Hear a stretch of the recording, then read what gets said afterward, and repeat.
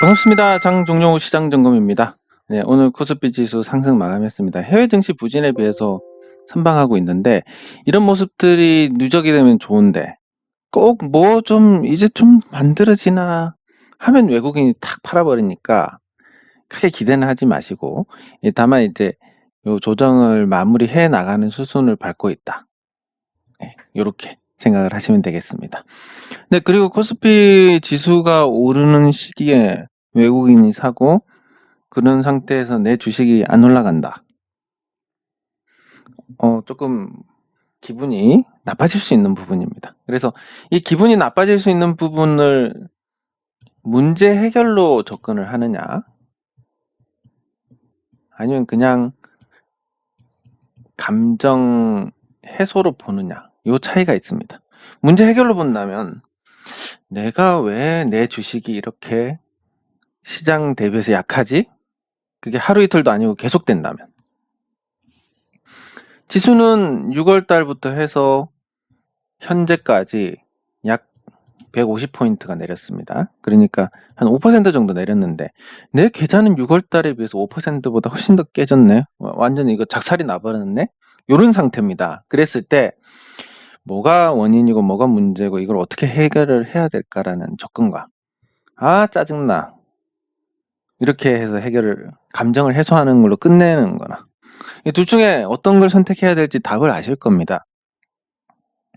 그래서 항상 문제 해결을 해 나가는 과정들을 겪어야 되고 모르기 때문에 문제 해결을 한다고 해서 반드시 잘 되리란 법은 없고 반대로 감정 해소하고 화를 내고 주변 사람들한테 짜증을 내고 이런 걸로 아무 연관성이 없지만 그렇게 하고 나서 보니까 주식이 올랐다? 뭐 이런 일도 생길 수 있습니다. 하지만 이제 근본적으로 문제 해결을 해 나가는 과정이 있어야만 우리가 시장에 참여하는 의의가 있는 겁니다. 매일 시장에 참여하고 나 주식 투자 20년, 30년 했어라고 하지만 그때 동안 내리면 짜증나, 오르면 아싸 이런 것만 하신 분들이 과연 20년 동안 뭘 했느냐. 그게 뭐 주식 투자 경험한 거 그 정도 경험이면 일주일만 매매하면 다 할 수 있습니다. 그렇기 때문에 항상 문제 해결의 관점에서 접근을 하셔야 된다라는 거. 그래서 왜 도대체 내 계좌가 시장보다 약할까? 이거 고민하셔야 됩니다. 반대로 좋을 때는 왜 좋았느냐? 뭐 결론 뻔하지 않습니까? 종목 선택이 잘 됐네? 그럼 그 종목 선택을 어떻게 했을까? 뭐 요렇게 이제 성공 방정식을 만들어 가셔야 됩니다.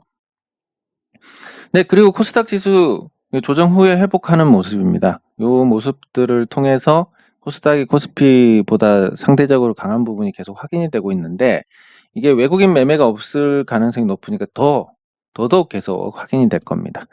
그래서 요 코스닥 지수하고 연동되는 종목이 크지는 않지만 코스닥 전체가 코스피보다 나을 거고 그게 앞으로 주가에 계속 좋은 영향을 줄 것이다라는 관점에서 본다면 아주 긍정적으로 아주 긍정적인 건 아니지만 긍정적으로 보시면 될 것 같고 그 시장에 대한 예측이 기준을 잡는 관점에서 보자면 그렇습니다. 코스피가 1년 6개월 올랐습니다. 뭐 코스닥도 비슷한 기간 동안 올랐으니까. 그럼 1년 오르고 1년 쉰다라는 가정을 했을 때 적어도 6개월은 시장이 별 볼 일 없을 가능성이 높다. 지수가. 그럼 지수가 별 볼 일 없는데 개별 종목이 지가 뭐 올라봤자 얼마나 오르겠습니까? 그렇다 보니까 또 개별 종목에 대한 성과도 좋지 않을 가능성이 큽니다. 이런 시기에는 만약에 기다리는 분들이야 잊어버리고 있으니까 그냥 사놓고 좋은 종목 사고 잊어버립니다. 그러니까 망각을 하고 있습니다. 그런 상태에서 나중에 봤더니 많이 내렸네. 근데 그 망각을 하고 생업에 열중하는 기간 동안 또 잉여 자금이 축적이 됐습니다. 내가 샀을 때보다 더 내렸네. 이렇게 해서 추가 매수. 요런 거는 거의 투자의 정석이라고 볼 수가 있습니다. 좋은 종목을 선택했다는 전제로. 근데 반대로 망각을 하지 않고 계속 시장을 봅니다. 내 종목 샀는데 내렸네? 이런 종목이 그 불량식품 아닌 종목에서 나오는 경우는 잘 없습니다. 그러면 대체로 불량식품을 샀다라는 거고 이 불량식품을 사고 나서 확 내리니까 그 아까 좋은 종목을 샀다가 몇 달 동안 잊고 생업에 열중했는데 나중에 보니까 더 내렸다. 몇 달 동안 번 거 더 넣는다. 이런 건 굉장히 좋은 거지만 다음날 바로 많이 떨어졌으니까 추가로 물 타고 또 떨어지면 또 타고 한 3, 4일 만에 투자금 다 써버립니다. 그런 상태에서 뭐 반등이 나와서 아슬아슬하게 평단가 도달하지 못하고 다시 꼬그라집니다. 아, 이번엔 제대로 물을 타야 되겠구나. 이런 생각을 하면서 빚을 끌어가지고 투자를 합니다. 반등하나 싶더니 더 빠져버립니다. 이렇게 하다가 이제 반대 매매를 당하게 되는데, 그런 어떤 차이점, 가치를 보고 사고 잊고 있다가 생업에 열중하다가 생긴 잉여 자금을 더 싸졌을 때 더 사는 거, 투자의 거의 정석으로 볼 수가 있고, 내리면 물 타고 하다가 물 탈 돈 더 이상 없을 때 반등 나오는 거 보고 다음에는 제대로 물 타야지 해서 빚내서 물 타다가 반대 매매를 당하거나 아니면 반대 매매 직전에 그냥 손절을 하거나 뭐 이런 일을 겪었을 때 엄청난 격차가 생기는 겁니다. 버는 분이야 뭐 크게 못 벌겠지만 잃는 게 뭐 한 방에 그냥 마이너스 30 한 방만 얻어맞으면 이제 플러스 50%가 돼야 됩니다. 뭐 개인적으로 이런 일을 겪는 분이 이런 일을 겪을 가능성이 거의 없기 때문에, 그래서 이런 나쁜 습관들을 고쳐 나간다는 게 뭐 단타에 환호하고 어쩌다 한 번씩 크게 오르는 종목에 환호하고 이런 부분들도 계속 개선을 해 나가야 되는 거예요. 아, 이거는 그냥 불량식품인 거다. 불량식품 샀는데 의외로 맛있네? 뭐 이런 정도여야지. 불량식품으로 돈 벌어야지, 불량식품으로 식사를 대신해야지, 이렇게 하면 큰일 나는 겁니다. 네, 잔소리가 좀 길었는데 댓글 확인하도록 하겠습니다.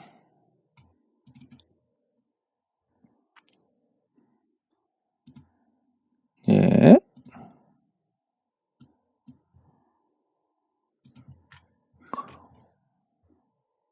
예, 감사합니다. 근데 이런 게 있습니다.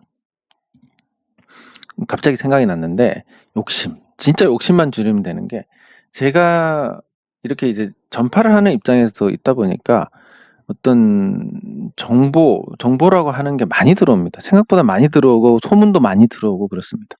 그러면 예를 들어서 A 종목 이거 주가 올릴 거니까 사보세요. 이런 얘기가 들어옵니다. 그럼 제가 욕심이 많으면 어떻게 되겠습니까? 여러분들 이거 사세요, 오릅니다 라고 얘기를 할 겁니다. 그게 만약에 틀린다면 뭐 진짜 아작이 나는 겁니다. 예, 정말로 큰일 납니다. 이거 한 방에 그냥 이 사소한 거 한 방에 주식 접어야 될지도 모릅니다. 근데 제가 그런 주가 올릴 거니까 사서 뭐 용돈이라도 하세요, 이런 정보가 들어왔습니다. 그러면 생각을 합니다. 욕심을 버리고 좋은 마음으로 줬다. 좋은 마음을 주셨네? 근데 내가 여기 들어가서 사고 팔고 단타를 하면 주가에 좋을까 나쁠까? 나쁠 것 같은데? 다른 분들이 여기 들어가서 우리 지금 제노레이가 안 가듯이 그런 일이 생기면 어떡하지? 그럼 이분들한테 폐가 되지 않을까? 그래서 남의 잔치에 끼지는 않아야 되겠다. 응? 그래서 그냥 안 삽니다. 올라갈 수도 있고 내려갈 수도 있는데 어쨌든 이런 끔찍한 일들은 피할 수가 있고, 그거를 피하는 게 쟤네들이 속이는 것 같아, 쟤네들 말이 맞는 것 같아, 이게 아니라 그냥 욕심을 버리면 언제나 정답이 보입니다. 예, 그래서 요거 보니까 생각이 나서 말씀을 드린 겁니다. 예, 훌륭한 마인드입니다. 예, 뭐 테마로 한 번은 엮이지 않을까 싶은 게, 이 대선 테마라는 게 뭐 처음에는 학연 지연으로 가다 사돈의 8촌, 뭐 나중에는 그냥 정책 이런 것까지 연결이 되기 때문에 지금 이재명 테마는 여기까지 온 것 같습니다. 관련주들이 20개가 넘고, 그러면 이제 걔네들이 실컷 올랐는데 걔네들이 더 오르려면 어떻게 되겠습니까? 처음 시작이 예를 들어서 시가총액 1000억이다. 1000억짜리가 2000억 가는 건 어렵지 않습니다. 근데 나중에 되면 이제 5000억이 됐다. 많이 올라서. 5000억짜리 1조 가려면 엄청난 유동성이 들어와야 됩니다. 이런 종목들이 그러면 테마로서 이제 기능을 못하게 됩니다. 기능을 못하게 되면 또 오르지 않고 주춤하게 되면 여기 투자한 투자자들은 이제 팔고 나오게 됩니다. 그러면 이제 주가가 무너지는 건데, 테마가 유효함에도 불구하고. 그러면 이제 이 테마가 싼 다른 종목들로 가는데, 제너레이도 그 시점에서는 관심을 받을 수 있지 않을까 기대를 하고 있습니다. 제이레노가 뭔지는 모르겠는데 아무튼 예, 감사합니다. 네, 감사합니다. 제놀루션, 예, 나중에 한번 살펴보도록 하겠습니다. 사실 제가 뭐 유튜브에 언급할 때 제 기억이 점점 나빠지고 있습니다. 그리고 나이 먹다 보면 돌아서면 잊어버립니다. 오늘 점심 뭐 먹었지? 바로 답이 안 나옵니다. 그 정도인데, 그러면 이제 제가 뭐 이런저런 얘기들을 듣게 되고 그 중에서 뭔가 이건 괜찮을 것 같다, 이런 생각이 들면 이제 이 장중 리딩에 글로 남깁니다. 그래서 나중에 유튜브에 한번 언급을 해야지 이런 생각하다가 까먹고 안 하는 경우가 많습니다. 그래서 이제 장중 리딩 보시고 시황도 보시고 유튜브도 보시면 좀 더 낫지 않을까. 그게 실제 수익하고 연결이 되지 않는다 하더라도 여러분들께서 주식 투자를 하실 때 심적인 편안함, 그리고 내가 알고 있기 때문에 시장을 읽어낼 수 있는 부분이라든지 그런 데서 도움을 많이 받으실 겁니다. 물론 운칠기삼이라서 아무리 준비를 다 해도 7이 안 따라주면 이 3으로는 어떻게 할 수 없는 경우가 있기 때문에 반드시 주식 공부를 해야 돈을 번다라고는 말씀을 드릴 수 없지만 그럴 확률은 분명히 높아집니다. 네, 감사합니다. 근데 확실히 이제 이게 참 일이 꼬이려다 보니까 안 되는데 제가 지금 주식 투자를 못하는 상황입니다. 그래서 마이너스 통장으로 조금이라도 해서, 매매를 안 하니까 정말 뭐 관심도 좀 덜 가는 것 같고,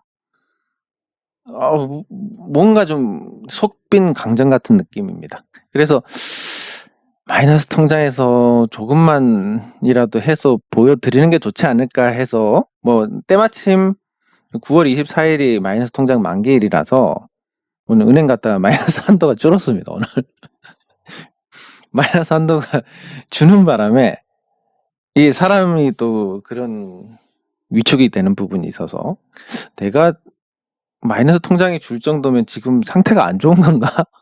뭐 이런 생각도 들고, 그렇다 보니까 이제 뭔가 이거 꺼내가지고 쓰는 것도 조금 주저하게 되는, 예, 그래서 한 1,000만 원이라도 해볼까. 사실 뭐 제가 돈 자랑하려고 하는 건 아니니까 1,000만 원으로 원래 하던 대로 하면 되지 않을까. 예, 그랬을 때 이제 심리가 다르니까 거기서 어떤 문제가 생길까 봐 또 걱정이 되는 부분이 있어서 조금 더 숙고를 하고, 근데 지금 상태보다는 그래도 뭐 한 1,000만 원이라도 투자를 하는 게 낫지 않을까, 예, 생각을 하고 있습니다. 네, 감사합니다. C랩, 예, 같이 살펴보도록 하겠습니다. 예, 이런 설은 이제 거의 뭐 머피의 법칙 이상으로 맞아 들어가는데, 제가 뭐 최근에 작년부터는 좀 나아졌지만, 아니 작년이 아니지, 2017년부터는 그나마 그런 게 덜해졌는데, 그 이전을 놓고 보면 2008년부터 2017, 한 10년간 거의 제가 언급하면 반대로 가는 그런 일이 굉장히 높은 확률로 있었습니다. 물론 일관성이라는 건 시장에서 굉장히 좋습니다.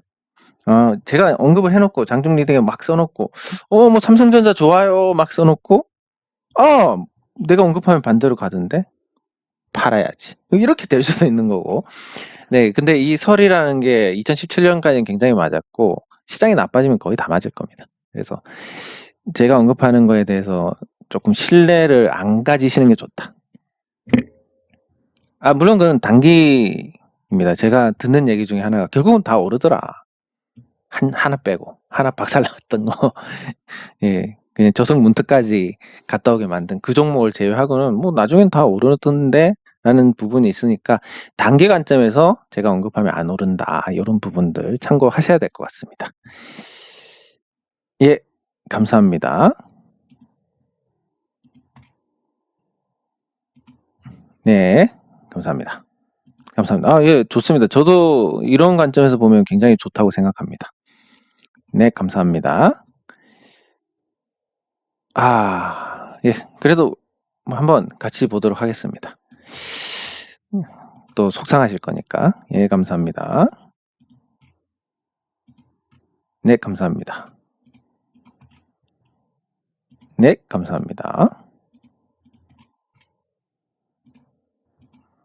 예, 감사합니다. 예, 무상증자가 악재가 될 수는 없습니다.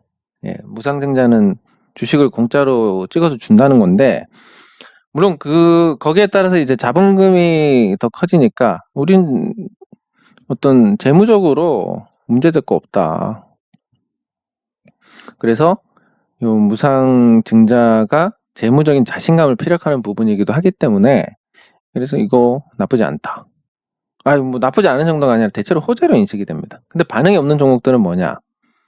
그렇지만 그것도 나쁜 건 아니니까.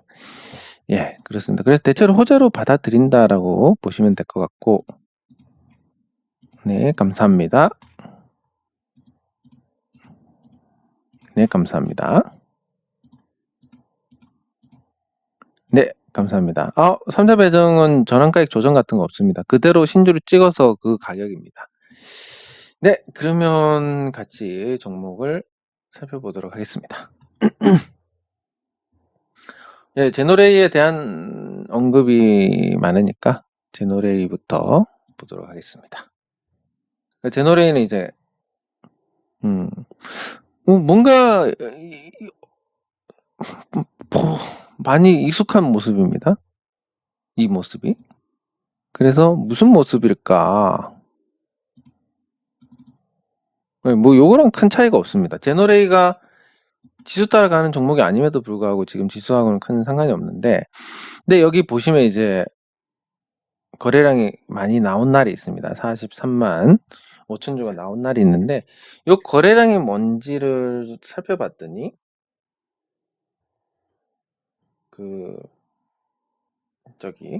제노레이의 이제 이 주주 구성이 원익 그로스 챔스 2000 이름 뭐였지? 원익 그로스 챔프 2001 2011년 2대 주주로 있습니다. 예, 2대 주주로 있는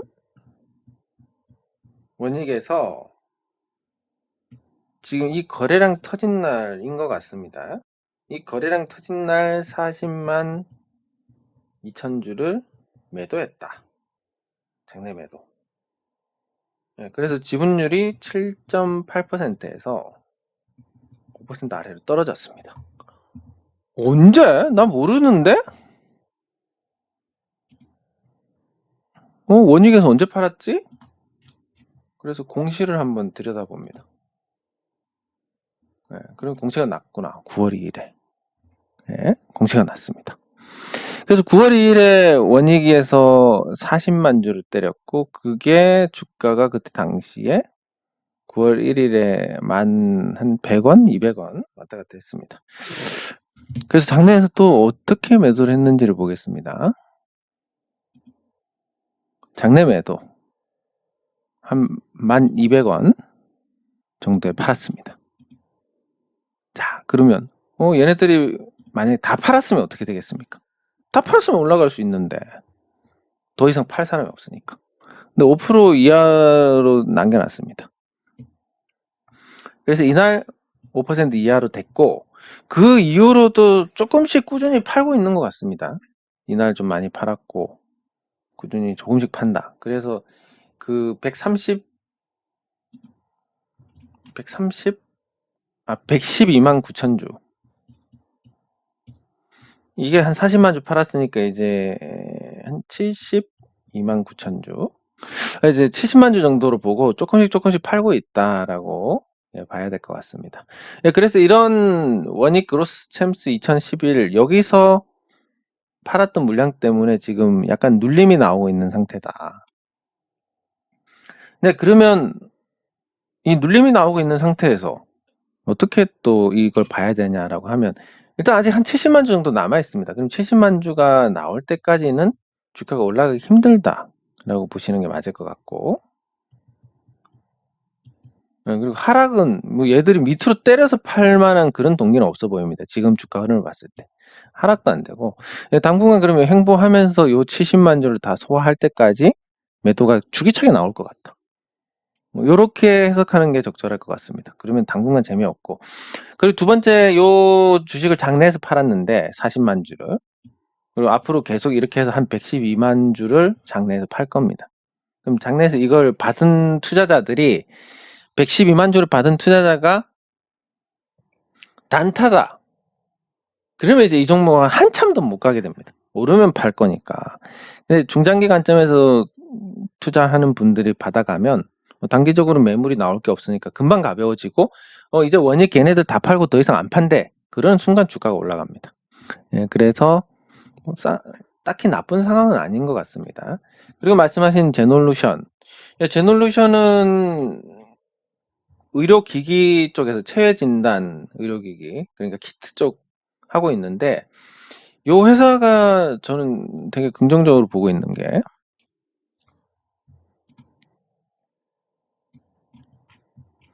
요 회사를 보면 뭐 자산이나 이런 거 그렇지만 갑자기 이제 매출과 이익이 폭증을 했습니다. 작년에. 매출 이익이 폭증을 했고 올해는 어떻게 될 거냐. 지금 2분기까지는 작년보다 뭔가 조금 부족한 모습을 보이는데 이제 3분기부터 실적이 많이 늘어날 것이라는 전망이 나옵니다. 그래서 3분기 한 300, 4분기에 한 300 이상 이렇게 영업이익이 나올 가능성이 크고 그래서 올해 예상하는 영업이익이 1000억입니다. 제가 개인적으로 300억 이상, 300억 이상 해서 하반기에. 그럼 이 회사가 이제 1000억의 영업이익을 내는데 현재 시가총액이 1564억입니다. 이건 아무리 안 올라가는 종목이라도 반응이 나올 수밖에 없다. 그러면 3분기 실적이 언제 나오는지 11월 중순. 11월 중순 이후로는 확실한 어떤 에너지를 보여주지 않을까. 그리고 이 회사가 이제 작년에 배당을 했고 그 배당 수익률이 나쁘지가 않습니다.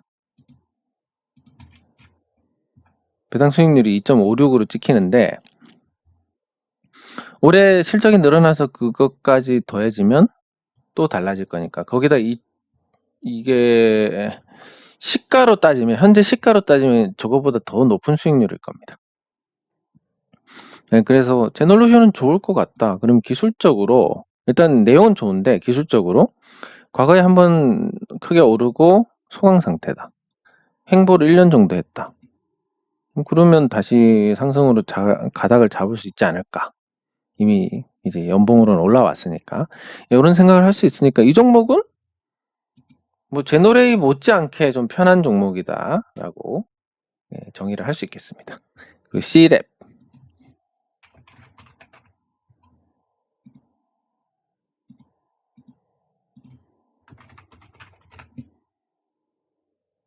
C랩 질문이 보유 종목 20% 수익 많이 나셨겠습니다.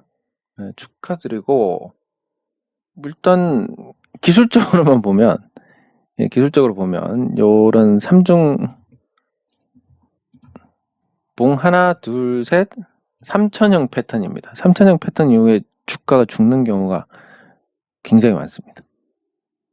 그리고 시세도 뭐 25,000원짜리가 70,000원까지 갔으니까 이게 1차 시세가 아니라 시세도 끝난 거고 3천형이고 천장이 3번이나 나왔습니다. 그러면 재미없을 것 같고 월봉도 에너지 다 보여준 것 같고 연봉으로도 이미 올해 올라갈 타이밍이 나왔다라고 본다면 크게 현 시점에서는 차익 실현을 하시는 게 좋지 않을까 생각이 됩니다. 뭐 좀 시원하게 말씀드리면 파시는 게 좋겠습니다. 예. 그리고 영신금속을 한번 보겠습니다.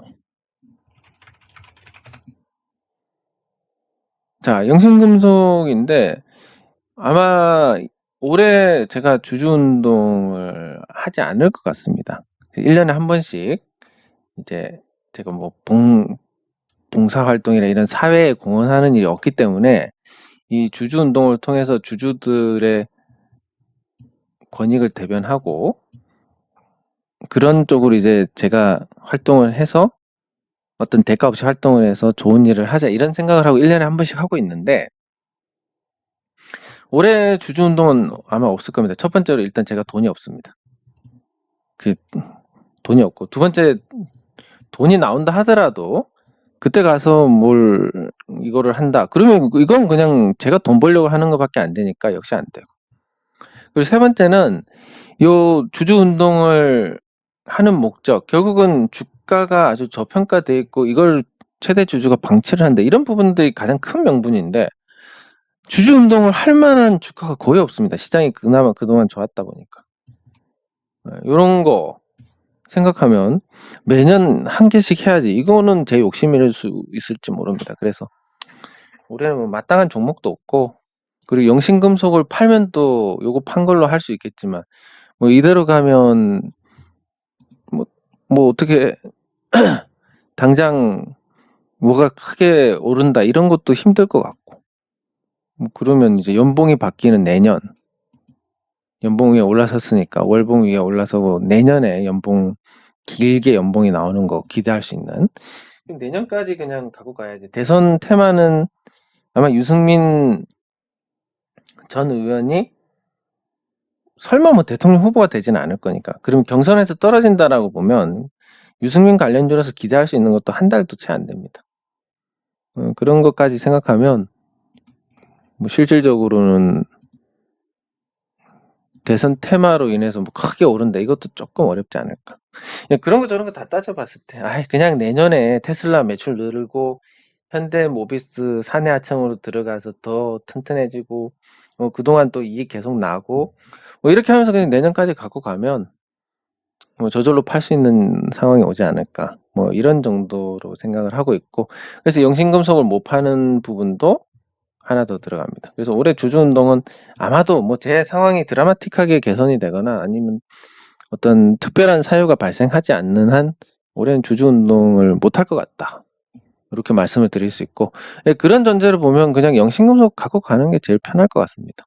뭐 아직도 시총이 뭐 600억이니까 시총 600억 종목인데 이익도 나고 뭐 자산 가치도 나쁘지 않고, 그리고 아주 대기업 정도가 아니라 초인류 글로벌 기업들을 상대를 하고 있습니다. 그런 거 생각하면 뭐 영신금속 갖고 있는 게 훨씬 구간이 명간이 훨씬 나올 수 있다, 이렇게 볼 수 있고, 이원 컴포텍 속상해 하시는데, 이온 컴포텍은 어제도 말씀드렸지만 누가 팔아서 내려갔습니다. 이거 외에는 설명을 드릴 수 있는 부분이 없습니다. 다만 이제 오늘은 반격이 나왔습니다. 반격이 나왔고, 그리고 이게 매도 창구를 보면 SK증권에서 어제 대량으로 나왔는데 SK증권에서 매수가 들어온 시점이 이 시점입니다. 그래서 손절을 했습니다. 뭔가 손절했다, 이건 시장에서 들어왔다가 유동성 때문에 빠지고 이런 부분들에서 있어가지고 기존 주주들한테 손절 물량이 많이 나올수록 좋습니다. 그게 이제 경험상 좋은데 그런 측면에서 나쁘진 않지만 일단 겨우 반격을 해놓은 상태다. 주가가 떨어져가지고 이렇고, 뭐 이 종목은 정말로 불량식품이고 도박인 게 나스닥 상장 성공하면 뭐 어마어마할 겁니다. 미국 증시에 상장해가지고 리미나투스 가치가 5조 원이 됐다, 시장 가치가. 어마어마합니다. 근데 그럴 가능성이 아직은 실현보다 실현 안 될 가능성이 훨씬 높으니까 당연히 이제 이런 불량식품들은 적게 하셔야 되는 것 같고, 그리고 EV 첨단 소재, 이거 진짜 그만하고 싶은데, EV 첨단 소재 뭐 추가 상장 됐고 이제 물량 나왔습니다. 추가 상장 물량 나왔고 2,000원. 근데 이 기업 가치로 보면 2,000원짜리는 되는 것 같습니다. 그 상반기에 영업이익이 30억입니다. 근데 여기서 서울에서 까먹은 게 한 8억 정도, 제 예상입니다. 한 10억 정도? 왜냐면 이제 그동안에 과거에 이제 그 서울 사무소 개소해서 비용 나간 걸 감안하면 한 10억 정도가 아닐까 싶은데, 그러면 상반기 영업이익 40억, 하반기에도 영업이익이 이어진다. 결코 나쁘지 않습니다. 그리고 전기차하고 관련도 있고. 하지만 이제 LG 화학하고의 어떤 LG 화학 자체가 좀 흔들리다 보니까 나오는 것 같까, 유양 디엔유 매도하는 것과 관련해 가지고 유양 디엔유 주주들 중에서 이탈하는 분들이 나오고, 그리고 추가 상장해 가지고 그냥 던지는 사람들도 있을 거고, 이런 부분들까지 해서 요 이제 적정한 가격이라고 보는 자리까지 왔습니다. 그러면 앞으로 더 내릴 거냐 오를 거냐, 이게 제일 궁금하실 텐데, 요게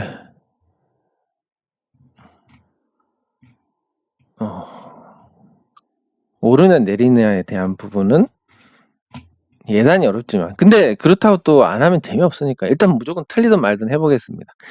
자, 한 3년 정도 보고, 지금이 9월 달이니까 작년 전환사채를 9월 29일에 발행을 했습니다. 자, 그리고 이게 4회차 전환사채 70억 70억짜리고 전환 청구권 행사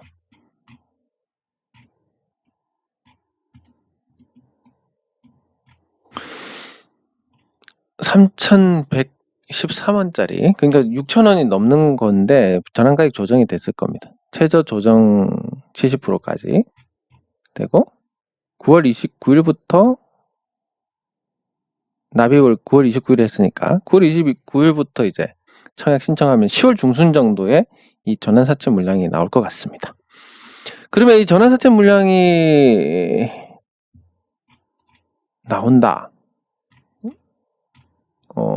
전환 비율 액면가까지 되고, 그러면 이제 10월 중순에 나온다고 보면, 자, 10월 중순에 무이 첨단 소재 전환사채가 주식으로 전환이 될 겁니다. 리픽싱을 고려하면 10월까지 이렇게 옆으로 횡보했을 때 대략 리픽싱 가격이 2,100원에서 200원 정도.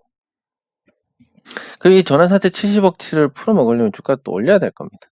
그래서 뭐 많이 지금보다는 좋은 자리가 나오지 않을까 하는 정도까지는 조심스럽게 생각을 할 수 있겠습니다. 네. 예, 그래서 종목 질문은 여기까지 하고, 그럼 또 이제 우리가 관심 있는 종목을 봐야 되는데, 일단 카카오. 네, 카카오는 2차 하락이 나왔습니다. 2차 하락은 아니고 1차 하락이 나왔는데, 이 카카오 같은 경우는 고점에서 오버슈팅 거래량 터진 거 있었고, 2차 하락 급락 패턴으로 전개가 되고 있고, 아직까지도 하락이 멈춘 게 아닙니다. 이런 경우는 이렇게 멈추는 척 하다 한 번 더 박살나는 경우가 많은데, 그냥 간단하게 생각하면 될 것 같습니다. 삼성그룹이 택시 사업을 한다.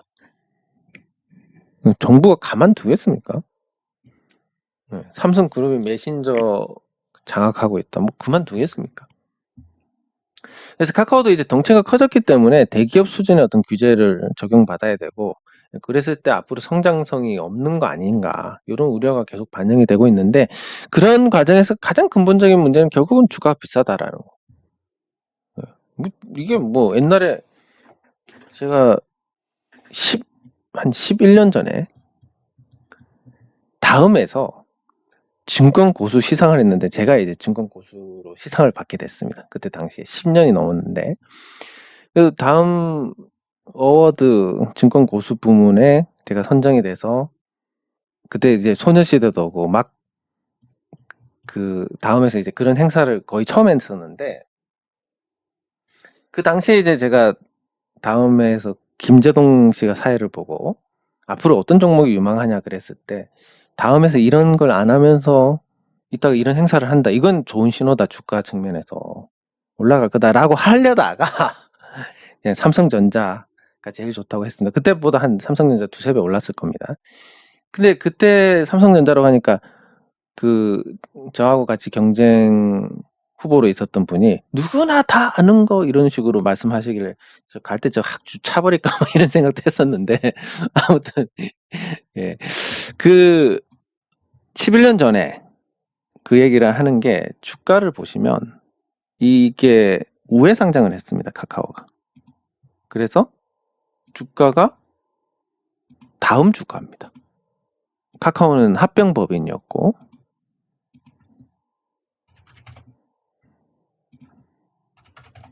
자, 그래서 이게 보기가 조금 그러니까,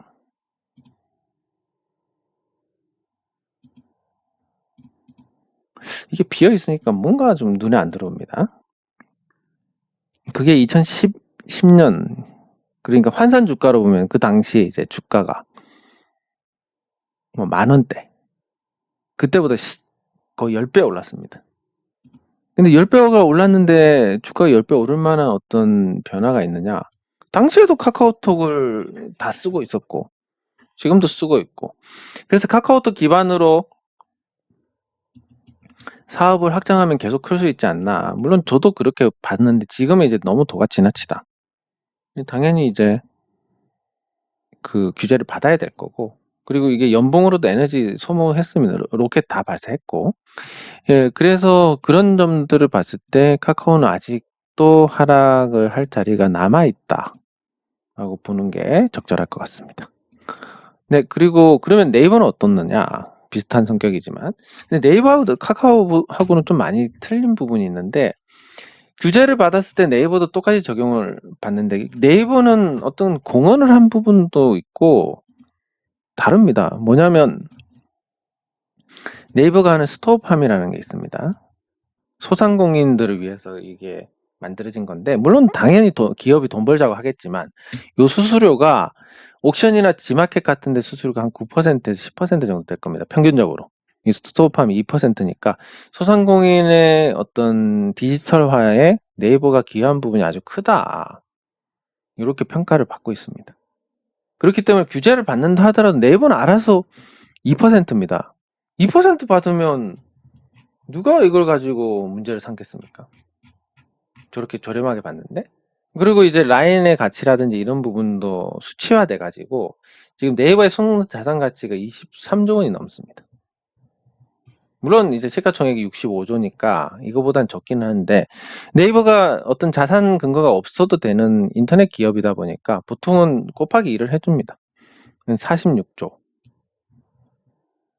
46조면 65조하고 비교해가지고 그렇게 아주 심하게 차이가 나 있는 건 아닙니다. 그리고 금융 쪽에서의 성장성은 여전하고, 왜냐하면 네이버 페이가 너무 편합니다. 네이버 페이가 편하고.